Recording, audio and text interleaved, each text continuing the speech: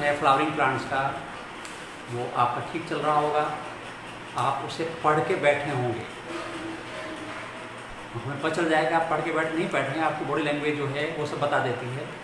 तो I hope कि आप पढ़ के बैठे हैं और अब तक का जो पार्ट क्लियर हो गया है, और जो हमने कल कमिटमेंट आपसे किया था कि आज कल आपको PDF मिल जाएगी, तो कल आपको मिल चुकी है।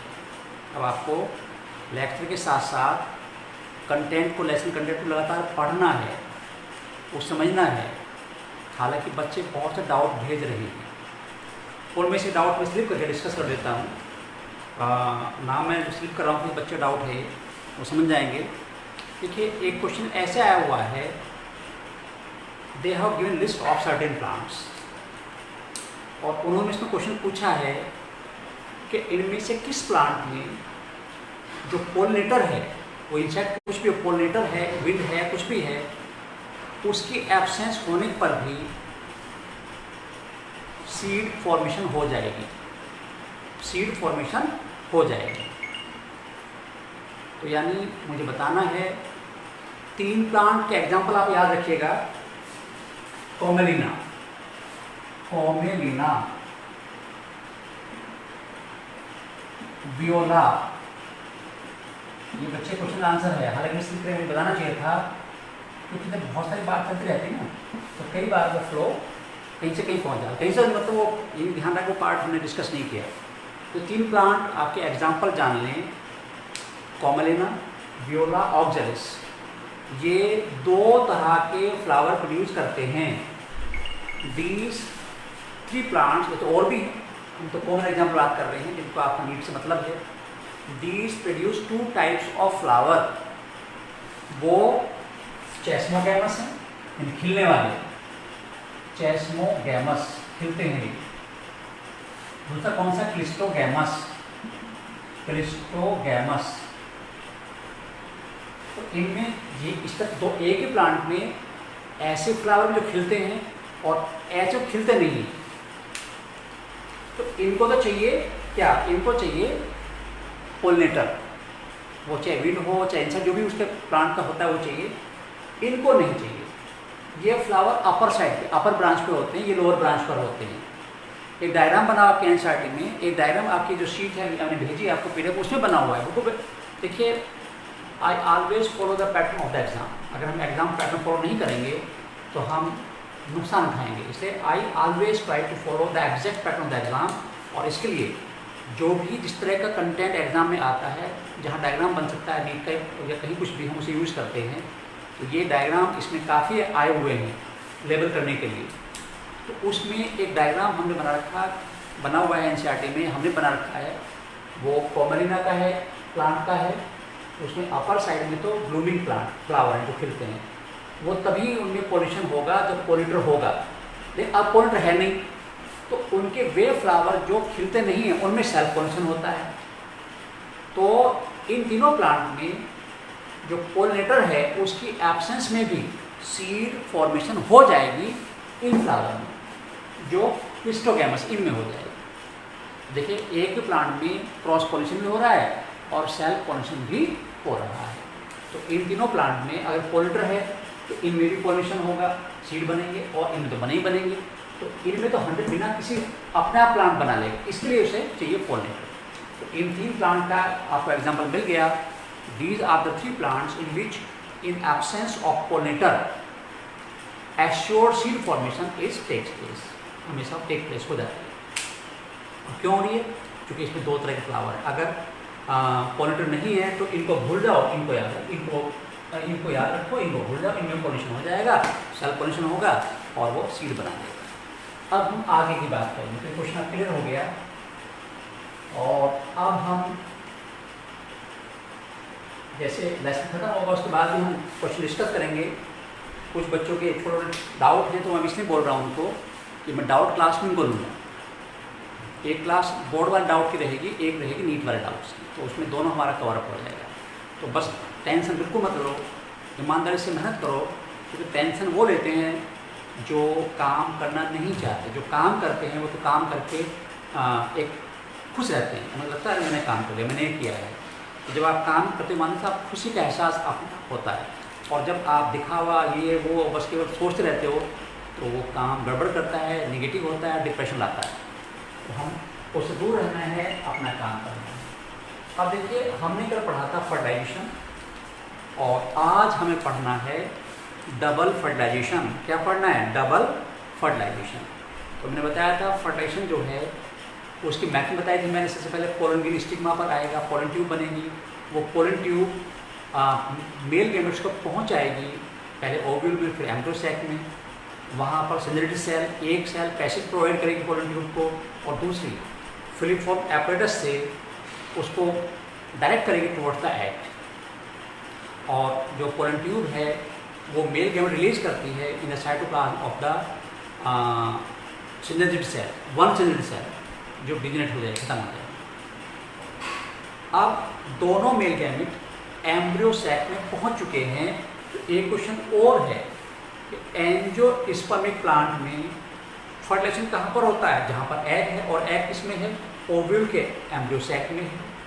तो एंजियोस्पर्मिक प्लांट में जो फर्टिलाइजेशन होगा वो एम्ब्रियो सैक में होता है, that occur in embryo sac, embryo sac में होता है।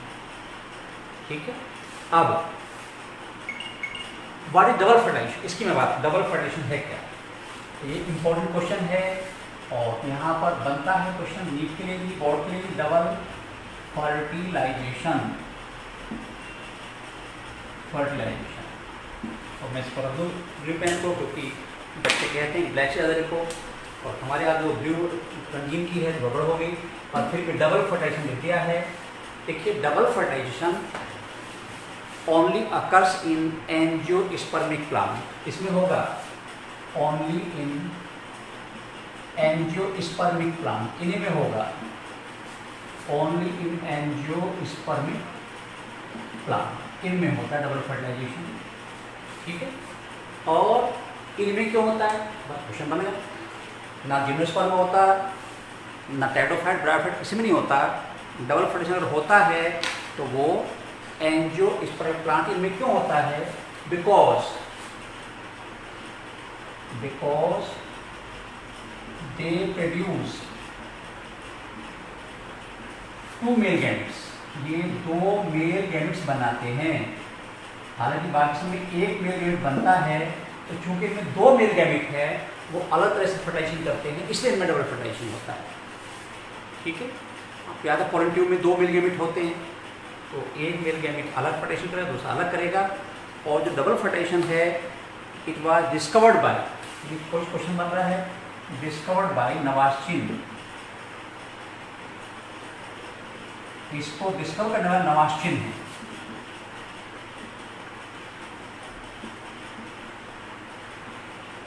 इन्होंने डिस्कवर किया था इन 1898 में, और प्लांट का नाम है फ्रिटिलेरिया, इन फ्रिटिलेरिया, ये आपकी शीट में भी है, फ्रिटिलेरिया एंडलिनियम। इन दोनों प्लांट में देखने के बाद इन्होंने कंफर्म किया था कि एंजियोस्पर्मिक प्लांट में डबल फर्टिलाइजेशन होता है। और वो कैसे होता है? वो दो मेल गैमेट होने की वजह से होता है। अब मैं बताऊंगा होगा कैसे। ठीक है। तो क्लियर हो गया तो एंजियोस्पर्मिक प्लांट में होता है, क्यों होता है, क्लियर हो गया। और पहली बार किसने बताई? तो क्लियर हो गया। अब दो बार फर्टिलाइजेशन कैसे होगा? ये है फर्स्ट मेल गैमेट, पहला male gamete, first male gamete. और हमें पता है कि मेल गैमेट तो एन है, हैप्लॉइड है। क्लियर है। फर्स्ट मेल गैमेट कोई सा भी हैप्लॉइड होता है, प्लस एग, ये भी हैप्लॉइड है। ये एग वही है जो जिसके दोनों तरफ सिंजेरिटी सेल बैठी हुई हैं, एक इधर एक इधर, बीच में ये एक एग है, हैप्लॉइड है। और अब होगा फर्टिलाइजेशन, दोनों मिल जाएंगे, फ्यूज हो जाएंगे, और ये सब बोलते हैं सिंगेमी। ये पहला फर्टिलाइजेशन है, that is called syngamy. Syngamy में फर्स्ट मेल गैमेट फ्यूज होगा एग के साथ और बन जाएगा जाइगोट। क्या बन जाएगा? जाइगोट, जो 2n होगा। एक एन ये है, एक एन ये है, जब 2n मिलेंगे तो बैंडिंग के साथ 2n बनेगा, जाइगोट बन गया। इस जाइगोट फिर आगे एम्ब्रियो डेवलप करेगा। अब एक मेल गैमेट बचा, अब उसकी हम बात करेंगे, सेकंड मेल गैमेट। ये पहला फर्टिलाइजेशन है, पहला तो ये हो गया एक फर्टिलाइजेशन। अब दूसरी बात कर रहा हूँ मैं, second male gamete, male gamete, ये भी एन है, हर मेल गैमेट एन होता है, प्लस ये है पोलर न्यूक्लियर। आपको याद है ये न्यूक्लियर कहाँ पर है, these are present in a secondary cell. जो 7 सेल ए न्यूक्लियर है उसकी हम बात कर रहे हैं, उनमें से ये दो पोलर न्यूक्लियर, ये एन प्लस एन है, ये भी एन और ये भी एन, तो एन प्लस एन हो गया। और अब इनका फ्यूजन होगा, इसे बोलेंगे triple fusion, that is called triple fusion. तो ये क्वेश्चन आया हुआ किसने, जिस फॉर्म में ट्रिपल फ्यूजन में सेकंड गैमेट दो पोलर न्यूक्लियर के साथ फ्यूज होता है और इससे बनता है पेन, इससे बना पेन। ये पेन बना, ये 3n टेट्राइड है भाई, एक एन ये, एक एन ये, एक एन 3n हो गया, इसे बोलते हैं प्राइमरी एंडोस्पर्म न्यूक्लियस, तो बोलते हैं पेन। तो सेकंड जो फर्टिलाइजेशन हुआ उससे पेन बनता है, और पेन का मतलब प्राइमरी एंडोस्पर्म न्यूक्लियस, ये बनता है। तो दो फर्टिलाइजेशन, पहला और दूसरा, इसलिए बोलते हैं डबल फर्टिलाइजेशन। पहले में सिंगेमी और दूसरे में ट्रिपल फ्यूजन होता है, और एक पहले फर्टिलाइजेशन बनता है जाइगोट, दूसरे बनता है पेन, इससे बनेगा एंडोस्पर्म, इससे बनेगा एम्ब्रियो, जाइगोट बना, जाइगोट से एम्ब्रियो बनेगा, और जो पेन बना है इससे बनेगा endosperm, that will produce endosperm. तो बताइए अभी तक कोई दिक्कत है कि डबल फर्टिलाइजेशन क्या है, एंजियोस्पर्म में क्यों होता है, पहले फर्टिलाइजेशन में क्या कहेंगे, सिंगेमी कहेंगे, दूसरे क्या कहेंगे, ट्रिपल फ्यूजन कहेंगे, और दो रिजल्ट हैं इसके, जाइगोट एंड पेन। तो इसकी कोई बड़ी बात नहीं, तो आप बिल्कुल क्लियर हो गया, आसानी समझ में आ गया आपको। और आपका दौड़ना शुरू कर दिया है, दौड़ना होता है काफ़ी आसानी चीज़ों को पकड़ लेते हो, तो लगातार क्लास चलती रहती है तो वो चीज़ें समझना आंसर हो जाती हैं, और फिर तो हम कुछ जो इशारे समझते हैं, इशारे कि ये कहा तो ये हुआ, ये कहा तो ये हुआ, और बच्चा कुछ चीज़ों को अपना आप भी जोड़ने लगता है। अब इसके बाद टॉपिक क्या है, इसके बाद जो टॉपिक है वो है एंडोस्पर्म, और इसके बाद मुझे बताना है changes after fertilization, changes after fertilization, changes after fertilization. भाई जब फर्टिलाइजेशन हो जाएगा तो क्या क्या चेंज होंगी, विच चेंज विल अपीयर। अब मैं बात कर रहा हूँ जब फर्टिलाइजेशन होगा तो क्या होगा, जो ओवरी है, आपको याद है ओवरी, इससे बन जाएगा fruit, ovary will transform into fruit. तो एक तो ये होता है, तो यानी जो फ्रूट है वो एक तो राइट हैंड ओवरी है, फर्टिलाइज्ड ओवरी है, जब फर्टिलाइजेशन हो जाएगा तो हर ओवरी एक फ्रूट में कन्वर्ट हो जाएगी, और फर्टिलाइजेशन नहीं हुआ तो ओवरी फ्रूट में कन्वर्ट नहीं होगी। दूसरा क्या है, ओवरी अंदर ओव्यूल है, ओवरी अंदर क्या है, ovule, they will transform into seeds, उनसे सीड्स बन जाएंगे। ये सब फर्टिलाइजेशन बाद हो रहा है, अगर फर्टिलाइजेशन नहीं होगा तो ये सब चेंजेस नहीं होंगे, ये सब नहीं बनेंगे, ओवरी ओवरी बंद रह जाएगी और ओव्यूल ओव्यूल रह जाएंगे। हमें पता है कि जो ओव्यूल है उसके ऊपर होता है इंटरगमेंट, आपको याद है इंटरगमेंट, आउटर इंटरगमेंट एंड इनर इंटरगमेंट, ओव्यूल का विंग जो है इससे बनता है सीड कोट, सीड कोट, जो सीड कोट पर कवरिंग है सीड कोट बनेगा इससे, इंटरगमेंट से। अब देखिए इंटरगमेंट दो हैं, आउटर और इनर। जो आउटर इंटरगमेंट है उससे बनता है टेस्टा, और जो इनर है उससे बनता है टैगमेंट। तो सीड कोट में दो लेयर होती हैं, टेस्टा प्लस टैगमेंट। आप देखो जब सीड का आप छिलका उतारते हो, आप आलमंड को भिगोना, आज बादाम भिगोना, और अगर कोई दिक्कत तो ले आना, मैं करा दूँगा, 1 किलो के आसपास ले आना, हम सीधा दिखा दें कैसे होता है। और घर वालों कहना है बहुत बड़ा प्रैक्टिकल होना है, और मैं देखूँगा टेस्टा टैगमेंट कहाँ है, तो आप उसे भिगोगे, जब छिलका उतारोगे तो बाहर तो से ब्राउनिश है वो और अंदर से वाइटिश है छिलका। तो जो उसका ब्राउनिश पार्ट वो टेस्टा है और जो उसका अंदर का पार्ट वाइटिश वो टैगिन है। और जनरली ड्राई होते हैं टेस्ट टाइप में ड्राई होते हैं और ये सीड को प्रोटेक्ट करने का काम करते हैं, एम्ब्रियो को प्रोटेक्ट इस इंटरमेंट जो बाइलेयर है उससे टेस्टा और टैगमेन बनते हैं। अब जो फ्यूनिसिल है, अब क्या है फ्यूनिसिल स्टॉक, फ्यूनिसिल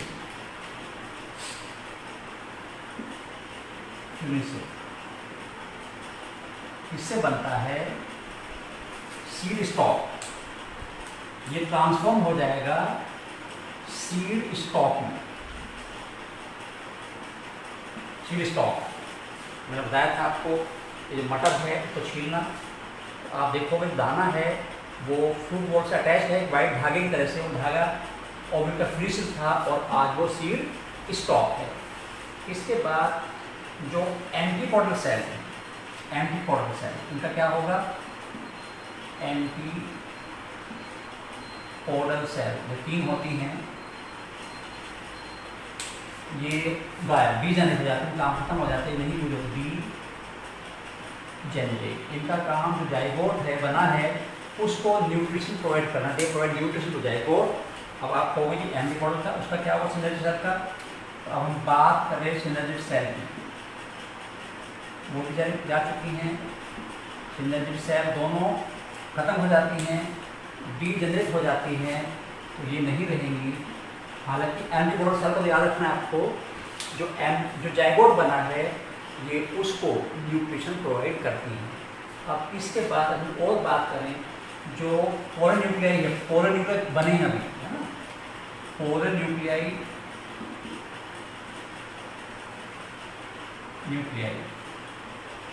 ये क्या बनाएंगे, पेन बनवाएंगे, पेन बनेगा यानी प्राइमरी एंडोस्पर्म न्यूक्लियस बनेगा और उसी से फिर क्या बनेगा, दैट फॉर एंडोस्पर्म। अब 2 पार्ट ऐसे हैं जो फर्टिलाइजेशन पहले भी वही होते हैं और फर्टिलाइजेशन बाद भी वही होते हैं, उसमें कोई चेंज नहीं आता। वो कौन कौन से हैं, माइक्रोपाइल में कोई चेंज नहीं होगा, माइक्रोपाइल बाद में भी ऐसे रहेगा। माइक्रोपाइल सीड में माइक्रोपाइल होता है। ओव्यूलर माइक्रोपाइल का फंक्शन है क्या करना, ओव्यूलर माइक्रोपाइल है उसका फंक्शन है टू प्रोवाइड, क्या प्रोवाइड करना, to provide the passage for the entry of pollen tube.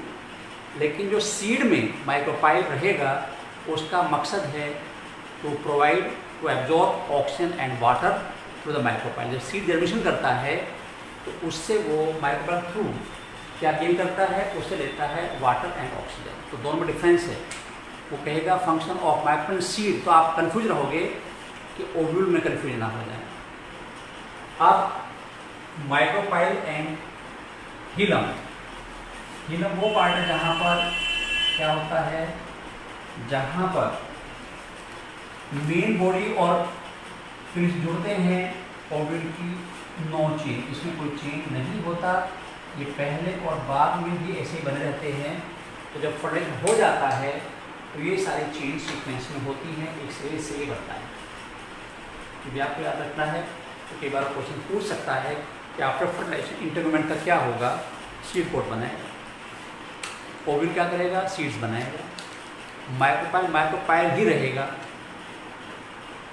और हिलम ही रहेगा, फिनिशियल सीड स्टॉक में बदल जाएगा।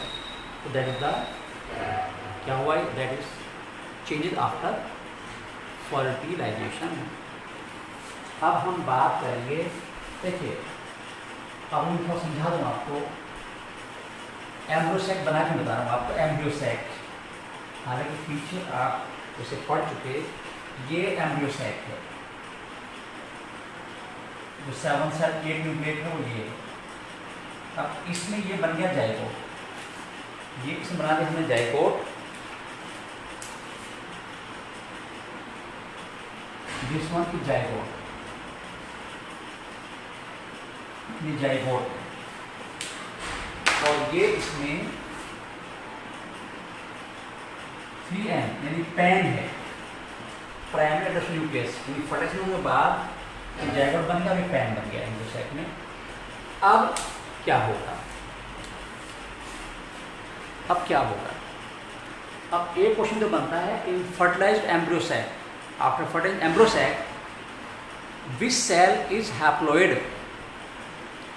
फर्टिलाइजेशन के बाद एम्ब्रियो सैक में कौन सा हैप्लॉइड है? तो भैया फर्टिलाइजेशन के बाद एम्ब्रियो सैक में कोई हैप्लॉइड सेल बचती नहीं, सिंदर्जिड गायब, एंटीपोडल गायब, एग जाइगोट बदल गया, और जो पैन जो न्यूक्लियाई थे वो डिप्लॉइड हो गए। तो अनफर्टिलाइज में तो सारी सेल हैप्लॉइड होती हैं। अगर एम्ब्रियो सैक अनफर्टिलाइज्ड है तो सारी सेल हैप्लॉइड होती हैं, लेकिन जब फर्टिलाइज हो जाता है उसमें कोई भी हैप्लॉइड सेल नहीं बचती। यही वो क्वेश्चन हैं जो घूम फिर के हमें परेशान करते हैं, एग्जाम में आ जाते हैं, लेकिन अगर वो हम क्लियर करते चलें तो हमें कोई दिक्कत नहीं आती। ठीक है। अब तो अभी मैं जब घर चला तो मैं वहाँ वो आपका जो ग्रुप्स हैं उसको देख रहा था, तो रोहन बाबू और ध्रुव मटर गश्ती में थे, और इनका तकिया कलाम है कमाल के हैं। तो आप सब कमाल के हैं, और कमाल दिवस करके दिखाना है आप सबको। आरिश इनका टीम लीडर है, जो तीनों के बॉस हैं। तो मेरी उम्मीद ये है कि जो आप वर्ड कमाल के हैं, तो हम चाहते हैं वो कमाल आपका बना रहे, और वो कमाल हम रिजल्ट फॉर्म में देखना चाहते हैं, और जैसे आपके अभी तक लक्षण हैं वो कमाल दिखा के रहेंगे। अब हम आगे की बात कर रहे हैं। आगे बात क्या कर रहे हैं? देखिए, अब ये जाइगोट से बनेगा एम्ब्रियो, और जो पैन है इससे बनेगा एंडोस्पर्म। पैन क्या लिखा मैंने? पैन लिख दिया। अब क्या होगा? देखिए, जाइगोट को एम्ब्रियो बनाना है, लेकिन जाइगोट बनने के बाद जाइगोट को कुछ टाइम तक रेस्ट करना पड़ता है, आराम करना पड़ता है। वो डायरेक्ट एम्ब्रियो बनाना शुरू नहीं करता। क्यों नहीं करता? इसलिए नहीं करता कि उसे चाहिए खाना। जाइगोट से इट है नीड ऑफ न्यूट्रिशन, और जो न्यूट्रिशन है वो आएगा एंडोस्पर्म से। तो जब तक एंडोस्पर्म नहीं बन जाएगा तब तक जाइगोट एम्ब्रियो को डेवलपमेंट स्टार्ट नहीं करेगा, तब तक वो रेस्ट करता रहेगा। क्लियर हो रहा है? रेस्ट करता रहेगा। तो हमें क्लियर हो रहा है, क्या कि एंडोस्पर्म नहीं बन जाएगा, तब तक जाइगोट से एम्ब्रियो नहीं बनेगा, क्योंकि एंडोस्पर्म ही एम्ब्रियो डेवलपमेंट के लिए न्यूट्रिशन प्रोवाइड करेगा। तो क्वेश्चन क्लियर हो गया कि जब तक एंडोस्पर्म नहीं बनेगा तब तक जाइगोट रेस्टिंग फेज में रहेगा। और एंडोस्पर्म क्यों बनेगा? ताकि वो जाइगोट जो एम्ब्रियो बन रहा है उसको न्यूट्रिशन प्रोवाइड कर सके। ठीक है, ये क्लियर हो गया आपको। अब हम आगे की बात करेंगे। अब हमें बताना है कि इससे एंडोस्पर्म बने कैसे। तो हम बात करेंगे डेवलपमेंट ऑफ एंडोस्पर्म। ये बताया जाइगोट और एंडोस्पर्म एम्ब्रियो सैक, ये पूरा एम्ब्रियो सैक है। This one is embryo sac, और इसमें फर्टिलाइजेशन जाइगोट और पैन दोनों बन जाते हैं। अब इसी के अंदर इससे बनेगा एंडोस्पर्म, और फिर इस जाइगोट से बनेगा एम्ब्रियो। अब हम बात कर रहे हैं एंडोस्पर्म। एंडोस्पर्म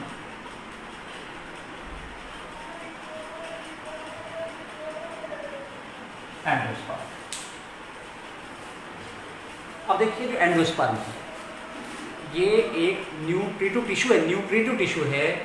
जो न्यूट्रिशन प्रोवाइड करने का काम करता है, इसमें स्टोर्ड फूड होता है और वो स्टोर्ड फूड इसलिए बना ताकि जाइगोट से एम्ब्रियो बन सके। तो पहले हम बात करेंगे कि एंडोस्पर्म कैसे बनता है। तो इसमें क्लियर हो किससे बनता है, पता चले किससे बनता है, पता चलेगा पैन से बनता है। जो डबल फ्लोरेसेंट पैन बना है, ट्रिप्लोइड न्यूक्लियस बना है, उससे बनता है। It will produce from that, उससे बनेगा। अब उससे कैसे बनेगा? डेवलपमेंट के बेस पर 3 तरह के एंडोस्पर्म है। On the base of development there are 3 types of endosperm. पहला है न्यूक्लियर एंडोस्पर्म, थर्ड है सेकंड है सेलुलर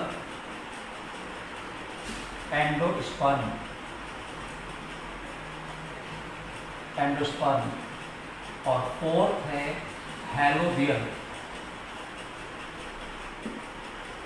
एंडोस्पर्म। अब देखिए, अगर एम्स होता तो मैं तीनों पढ़ाता, तो वहाँ पर तीनों से क्वेश्चन बन सकता था, लेकिन नीट में और एनसीईआरटी में केवल न्यूक्लियर की हम बात करेंगे। हालांकि थोड़ा आइडिया दूंगा कि इसमें क्या है, इसमें क्या है, पर हम भी इसको डिटेल में पढ़ेंगे और इनको हम एक ब्रीफ आइडिया देख के छोड़ देंगे, क्योंकि वो सब इसमें अब नहीं है। अब हम बात करेंगे जो न्यूक्लियर एंडोस्पर्म है वो कैसे बनता है, किससे बनता है और क्या आपने खाया पिया है। खाया यानी पिया और खाया बोलना चाहिए, पिया और खाया है, यस। देखोगे आप अभी ये हमारा है क्या, एम्ब्रियो सेक। ये एम्ब्रियो सेक है और ये इसमें जाइगोट है, जो मैं डायग्राम द्वारा बना रहा हूँ, जाइगोट। ये तो बेचारा रेस्ट कर मजबूर है, तो वो कहता है कि जब तक भैया एंडोस्पर्म नहीं बनेगा तो मैं तो ऐसे रहूँगा, मेरी मजबूरी है। और ये आपका पोलर, सॉरी ये आपका है पैन, प्राइमरी एंडोस्पर्म न्यूक्लियस। तो जो न्यूक्लियर एंडोस्पर्म है, मैं उसकी बात कर रहा हूँ, पहले हम पढ़ रहे हैं न्यूक्लियर एंडोस्पर्म। Nuclear endosperm. अब क्या होगा, जो न्यूक्लियर एंडोस्पर्म है, न्यूक्लियर एंडोस्पर्म है, इसमें डिवीजन होंगे पैन, डिवीजन। ये माइटोटिक होंगे सारे। तो जब एंडोस्पर्म बनता है तो डिवीजन माइटोटिक होते हैं। मियोसिस तो हो चुका, भाई गैमेट बनने का हो चुका, उसके बाद अब नहीं होगा। तो अब क्या होगा, अब जो न्यूक्लियस है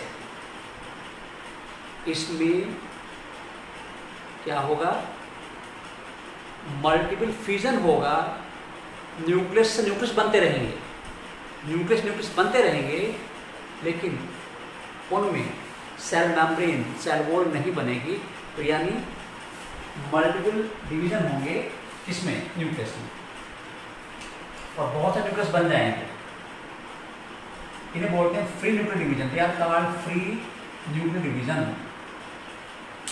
जब न्यूक्लियस डिवाइड होते रहे और साइटोकाइनेसिस ना हो, ये कैरियोकाइनेसिस होता रहे और साइटोकाइनेसिस ना हो, न्यूक्लियस बनते रहे सेल ना हो, इसमें डिवीजन हो रहे हैं। ये और बहुत सारे बन गए न्यूक्लियस और ये बनते जा रहे हैं, और साथ में साइटोप्लाज्म बन रहा है, साथ में साइटोप्लाज्म बन रहा है, और ये भर गया साइटोप्लाज्म इसमें।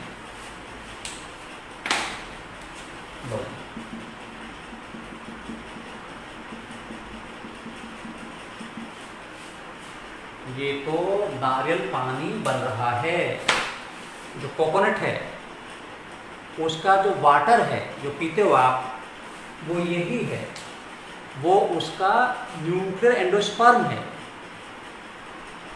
उसमें साइटोप्लाज्म होता है और बहुत से न्यूक्लियस होते हैं। तो याद रखो, शुरू में जब भी किसी प्लांट में न्यूक्लियर एंडोस्पर्म बनेगा वो लिक्विड फॉर्म में होगा। तो फर्स्ट इन लिक्विड फॉर्म, पहले कौन सी फॉर्म, लिक्विड फॉर्म में होता है। फर्स्ट लिक्विड फॉर्म,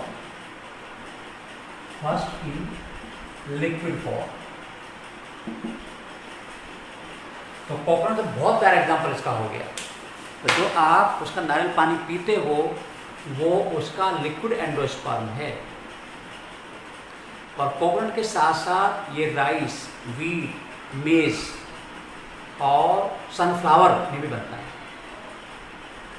मोस्टली जो मोनोकोट्स हैं, मोनोकोट प्लांट है, मोस्टली बात कर रहा हूँ मोनोकोट प्लांट्स में मोस्टली जो एंडोस्पर्म है वो न्यूक्लियर टाइप का होता है। और कोकोनट का तो बहुत बड़ा एग्जाम्पल इसका आपके सामने है, मक्का का है, गेहूं का है, राइस का है। ये सारे एंडोस्पर्म पहले लिक्विड फॉर्म में होते हैं, इस फॉर्म में होते हैं, और बाद में इनमें जो न्यूक्लियस हैं इनके चारों तरफ सेल वॉल बननी शुरू हो जाएगी। क्या बननी शुरू हो जाएगी? सेल वॉल बननी शुरू हो जाएगी और फिर ये सॉलिड हो जाएगा। तो न्यूक्लियर एंडोस्पर्म हमेशा लिक्विड फॉर्म में नहीं रहता, इसकी प्राइमरी फॉर्म लिक्विड फॉर्म में होती है और बाद में जब उसमें सेल वॉल और मेम्ब्रेन बन जाती हैं, साइटोकाइनेसिस हो जाता है, फिर वो सॉलिड हो जाता है। आप पहले नारियल पानी पीते हो और फिर गोला खाते हो, ये वही गोले की बात है, भैया दोष पे आता है, या कच्चा दूधिया गोला आता है, वो वही फॉर्म है शुरू में जब तक दूधिया गोला, जब वो धीरे धीरे कन्वर्ट हो रहा है और एक दिन ऐसा होगा कि वो पूरी तरह सॉलिड हो चुका होगा। अब उसको आप कस के खीर में डालते हो या कोई और यूज़ करते हो, भैया दोस्त पे भाई मामा को देते हैं, जो भी कुछ करते हैं, लेन देन करने में यूज़ होता है और उसी से फिर ऑयल निकाला जाता है। उसके एंडोस्पर्म में ऑयल कंटेंट होता है, जो कोकोनट ऑयल है वो उसके एंडोस्पर्म का ही एक्सट्रैक्शन होता है। अब आगे क्या होगा? अब आगे क्या होगा, एक स्टेज के बाद जो ये लिक्विड कंटेंट है इसके बीचों बीच बनेगी एक बड़ी वैक्यूल, बनेगी। और जब बड़ी वैक्यूल बनेगी तो न्यूक्लियस जो है साइटोप्लाज्म पुश आउटसाइड, ये बाहर की ओर पुश हो जाएंगे, पुश आउटसाइड, बाहर की ओर पुश हो जाएंगे, दे विल पुश आउटसाइड।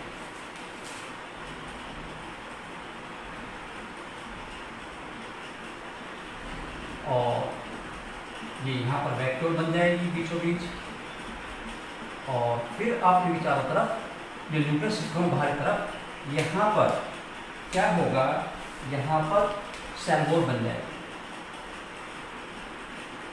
मिसाल का कि बेडम की बना के बस मुझे बताना है कि हाँ सेल वॉल बन गई और अब ये सॉलिड गोला बन गया। तो जो पहले लिक्विड था बाद में वो सॉलिड हो जाता है। तो जो कोकोनट का खाने वाला पीने वाला पार्ट है वो उसका एंडोस्पर्म, क्या है वो उसका एंडोस्पर्म। और जो एंडोस्पर्म है वो प्राइमरी फेज पे लिक्विड फॉर्म में होता है और एडवांस फॉर्म में सॉलिड हो जाता है।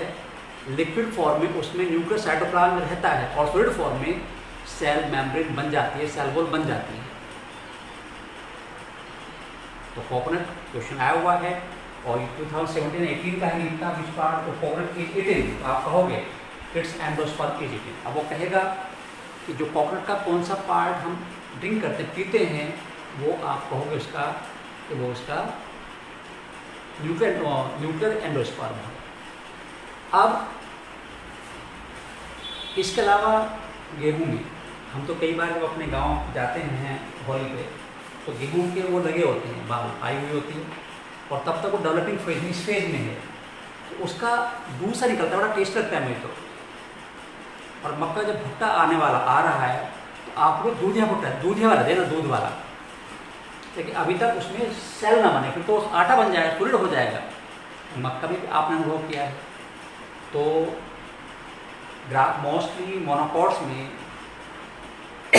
तो कोकोनट मोनोकोट है, वीट मोनोकोट है, राइस मोनोकोट है और ज्वार बाजरा मोनोकोट, इन सब में पहले लिक्विड फॉर्म में बनता है, बाद में सॉलिड हो जाता है।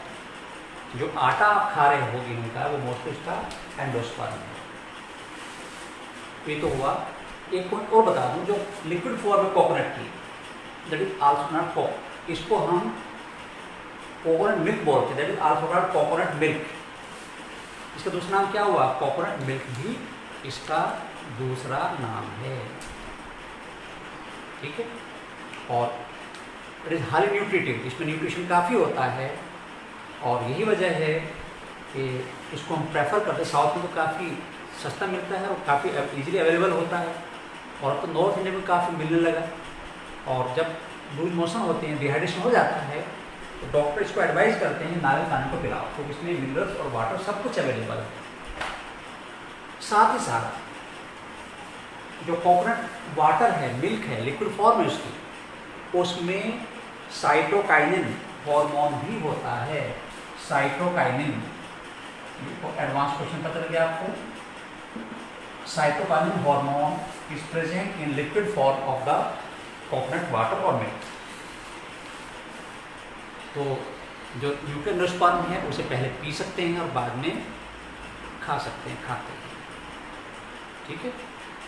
मेज़ आपको जानते हो दूध है, जब तक कच्चा रहेगा उसमें अभी कन्वर्ट नहीं हुआ फिर सॉलिड में, तब तक टेस्ट लगेगा भुट्टा को, और जब पक जाएगा फिर तो वो गेन बन जाएगा और उसको फिर हम आटे के लिए यूज़ करेंगे। ये हुआ पहला, और नाम क्या हुआ? Nutrient rich form, nuclear endosperm. पहले लिक्विड फिर बाद में सॉलिड। लेकिन जो सेलुलर एंडोस्पर्म, सेलुलर, वो शुरू से सॉलिड होता है, उसमें शुरू से सेल बन चलती हैं, उसमें लिक्विड स्टेज नहीं आती।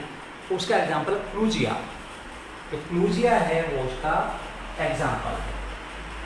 अब जो थर्ड है हेलोबियर, मैं केवल उसका एक आइडिया दे रहा हूँ। जो हेलोबियर थर्ड टाइप का है, उसमें आधे पार्ट में शुरुआत से सेल बनती है, आधा सॉलिड रहता है और आधा सॉलिड लिक्विड होता है, और फाइनली लिक्विड हो सॉलिड हो जाता है। यानी फाइनली तो हर एंडोस्पर्म सॉलिड हो जाएगा, शुरुआत में वो लिक्विड हो सकता है अगर वो न्यूक्लियर एंडोस्पर्म है। तो हेलोबियर बीच का है, उसका कुछ पार्ट सेलुलर फॉर्म में बनता है और कुछ पार्ट न्यूक्लियर फॉर्म बनता है, और फाइनल न्यूक्लियर फॉर्म भी सेलुलर फॉर्म में कन्वर्ट होके सॉलिड फॉर्म में कन्वर्ट हो जाती है। और इसका एग्जांपल एक ऑर्डर है हेलोबियर, हेलोबियर्स। हेलोबियर्स ऑर्डर नाम है, और उस ऑर्डर में उन्हीं प्लांट को रखा गया है जिनमें हेलोबियल टाइप एंडोस्पर्म होता है। आधा लिक्विड आधा सॉलिड शुरुआत से होता है, बाद में सारा सॉलिड हो जाता है। तो ये एंडोस्पर्म है। और जब एंडोस्पर्म बन जाएगा उसके बाद जाइगोट कहेगा कि भाई अब मैं क्या करूँगा? अब मैं करूँगा डेवलपमेंट ऑफ एम्ब्रियो, अब मैं एम्ब्रियो बनाऊँगा। ये भी हमने कई बार बता दिया आपको कि जाइगोट बनने के बाद तुरंत वो एम्ब्रियो नहीं बनाता, it has to wait till then endosperm is not formed, क्योंकि वही एंडोस्पर्म उसके लिए क्या काम करेगा? न्यूट्रिशन प्रोवाइड करेगा। जब भी सेल डिवीजन होता है तो उसके लिए क्या चाहिए होता है? उसके चाहिए होता है न्यूट्रिशन। बिना न्यूट्रिशन के कोई भी सेल डिवीजन नहीं कर सकती। भूखे पेट कहते भजन नहीं होता, तो हम ये भी कहेंगे भूखे पेट कोई भी सेल डिवीजन नहीं कर सकती। सेल डिवीजन तभी होगा जब उसके पास न्यूट्रिशन परफेक्ट है, कंप्लीट। ये हमारे एंडोस्पर्म की बात हो गई। अब बात करेंगे डेवलपमेंट ऑफ एम्ब्रियो। किसकी बात करेंगे? डेवलपमेंट ऑफ एम्ब्रियो की बात करेंगे। बहुत इंपॉर्टेंट पार्ट है, समझने का है, डायग्राम के साथ समझाऊंगा। और ये क्वेश्चन बोर्ड में 5 नंबर का आ सकता है। नीट में इसमें डायग्राम वो देके उसका लेवल पूछ सकता है, इसी स्टेज नाम पूछ सकता है, इसके बाद कौन सी स्टेज आएगी, तो वो हम 1 बाय 1 डिस्कस करेंगे। तो अभी तक का रिकैप हमारा क्या रहा?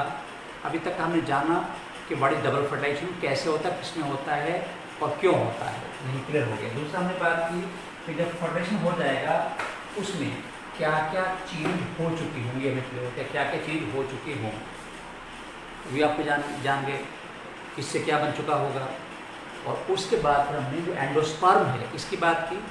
और एंडोस्पर्म जो है तो इम्पोर्टेंट इसलिए है कि अगर एंडोस्पर्म नहीं बनेगा तो जाइगोट एम्ब्रियो नहीं बना पाएगा। अब देखिए, अब एम्ब्रियो की बात करेंगे। अब फर्दर टॉपिक हमारा एम्ब्रियो, डेवलपमेंट ऑफ एम्ब्रियो। तो इससे तो बन गया, इससे बन गया क्या? स्पेन से तो बन गया एंडोस्पर्म, और अब इससे जाइगोट बनना है। तो एंडोस्पर्म की फॉर्मेशन भी एम्ब्रियो सैक में होती है, और जो डेवलपमेंट ऑफ एम्ब्रियो है वो भी एम्ब्रियो सैक के अंदर होता है। तो ये एम्ब्रियो सैक है, ये पूरा एम्ब्रियो सैक है, ब्लैक कलर वाला पार्ट, इसी में एंडोस्पर्म बना और इसी में जाइगोट से बन जाएगा क्या? इसी से बनेगा एम्ब्रियो। अब दो तरह के प्लांट हैं, डाइकोट और मोनोकोट, डाइकोट एंड मोनोकोट। अब जो डाइकोट हैं उनमें जब एम्ब्रियो बनता है तो उस एम्ब्रियो में दो कोटिडोन होते हैं, दो कोटिडोन होते हैं। उसमें जो कोटिडोन हैं उनकी वजह से डाइकोट कहा है, मोनोकोट का है। अगर दो कोटिडोन हैं तो डाइकोट होगा, और अगर वो उसमें एक ही कोटिडोन है तो मोनोकोट होगा। तो डाइकोट मोनोकोट वर्ड एम्ब्रियो में जो कोटिडोन है वहां से आया है। तो cotyledon is the part of embryo, और एम्ब्रियो किसमें सीड में होता है उसका पार्ट है। अब बेसिक डेवलपमेंट चाहे डाइकोट चाहे मोनोकोट हो सिमिलर है। हम डाइकोट में कहें तब वहाँ भी लगभग डेवलपमेंट एम्ब्रियो का और मोनोकोट का लगभग काफ़ी हद तक एक जैसा है, पर फिर भी बहुत सारे डिफरेंसेस हैं, बिल्कुल 100% एग्जैक्ट नहीं है। अब जो कोटिडोन है एम्ब्रियो बनेंगे वो क्यों बन रहे हैं? देखिए, जब सीड बन चुका होता है कोटिडोन प्रेजेंट इन द सीड। जो कोटिडोन है एम्ब्रियो बन चुका, एंडोस्पर्म बनने के बाद एम्ब्रियो बन गया, अब डेवलपमेंट होगा, और उस एम्ब्रियो के साथ साथ बनता जा रहा है कोटिडोन। और ये कोटिडोन क्या करेंगे, इनमें भी रिजर्व फूड मटेरियल होता है, इनमें खाना स्टोर रहता है। क्या स्टोर रहेगा? खाना स्टोर रहता है। और वो कहाँ काम आएगा? जब शुरू में आप सीड को बोते हो, उसका जर्मिनेशन होता है, तो उस टाइम उसके बाद लीफ तो होती नहीं, तो खाना तो बनाएगा नहीं वो। तो जो फूड स्टोर होता है कोटिडोन में, उसी का यूज़ करके एम्ब्रियो फर्दर जर्मिनेशन करता है, नया प्लांट बनाता है। कई प्लांट ऐसे भी हैं जिनमें जो कोटिडोन है उनमें डेवलपमेंट प्रॉपर नहीं हुआ, तो क्या उनका जर्मिनेशन हो जाएगा? नहीं हो। तो ऐसा ही बनाना है। जो बनाना फ्रूट आप खाते हो, केला खाते हो, उसमें सीड्स होते हैं, लेकिन उन सीड्स में एम्ब्रियो भी है, तो उसके पास रिजर्व फूड मटेरियल नहीं है, इसलिए वो एम्ब्रियो जर्मिनेशन नहीं कर सकता। और यही वजह है कि हम बनाना को उसके राइजोम से कल्टीवेट करते हैं, नया प्लांट उसके राइजोम से बनाते हैं, जो उसके स्टेम का मॉडिफिकेशन है, और राइजोम हमेशा अंडरग्राउंड होता है। तो कुछ ऐसे प्लांट भी हैं जिनमें कोटिडोन डेवलपमेंट प्रॉपर नहीं होता, इसलिए उनके सीड्स जो हैं वो कॉमर्शियल इंपॉर्टेंट नहीं होते, ना तो हमारे खाने के लिए और ना ही उन सीड्स से प्लांट का जर्मिनेशन हो सकता, डेवलपमेंट हो सकता। मेरा बताना मतलब कोटिडोन जो है डाइकोट और मोनोकोट में अंतर कोटिडोन का होगा, दो कोटिडोन डाइकोट में होंगे और एक कोटिडोन मोनोकोट में होगा, और उसमें जो फूड स्टोर होगा वो तब यूज होगा जब सीड जर्मिनेशन करेगा। और अगर आप चाहते हो तो सीड को हम भी खाते हैं, उसके दो ही मकसद हैं, या तो उसमें एंडोस्पर्म है और कोटिडोन तो होगा ही होगा, उसमें न्यूट्रिशन स्टोर है, वो हमारे काम आ जाता है। तो सीड्स हमारे काम क्यों आ रहे हैं, वो हमारे फूड का पार्ट क्यों बन रहे हैं, दाल हम क्यों खा रहे हैं? क्योंकि उसमें कोटिडोन में स्टोर फूड है, और उस सीड्स में कोटिडोन प्लस एंडोस्पर्म दोनों में न्यूट्रिशन मौजूद है। ये मैं बात इसलिए कह रहा हूँ, हालांकि मुझे आज नहीं बोलनी थी, पर चूँकि जो डेवलपमेंट ऑफ एम्ब्रियो है वो बहुत लंबा प्रोसेस है, it will take time consuming है, और वो आज क्लास में पूरा नहीं हो सकता था, तो वो टॉपिक हमारा कल चलेगा। तो डेवलपमेंट ऑफ एम्ब्रियो के बाद ये लेसन लगभग डी एंड पे आ जाएगा, यानी कल और परसों लेक्चर में ये हमारा प्रोजेक्ट खत्म हो जाएगा, और फिर थर्ड लेसन करेंगे, वो भी ह्यूमन रिप्रोडक्शन का, वो ह्यूमन का है। तो उम्मीद है कि आज का पार्ट आपको क्लियर हुआ होगा। लेक्चर के साथ साथ सीट को पढ़ना है जो आपको PDF फॉर्म मिली है, और फिर मस्त होकर उसको याद रखना है। तो हम उम्मीद करते हैं कि आज हम यही रोक रहे हैं, और कल डेवलपमेंट ऑफ एम्ब्रियो के साथ फिर मिलेंगे। और कल का पार्ट इम्पोर्टेंट इसलिए है कि समझ में आ गया तो बहुत अच्छा है, नहीं आया तो बहुत बुरा है। तो आप बिल्कुल अटेंटिव होकर, बिल्कुल तैयार होकर मन से खा पी के पानी वानी पी के बैठेंगे और बिल्कुल ये करके सोच के बैठेंगे कि उधर सर पढ़ाएंगे, उधर मैं एक्सपर्ट बन जाऊंगा एंड्रॉइड डेवलपमेंट में। और इसी उम्मीद के साथ क्लास यही ख़त्म करते हैं, कल फ्री मिलेंगे। Thanks for the day, see you tomorrow.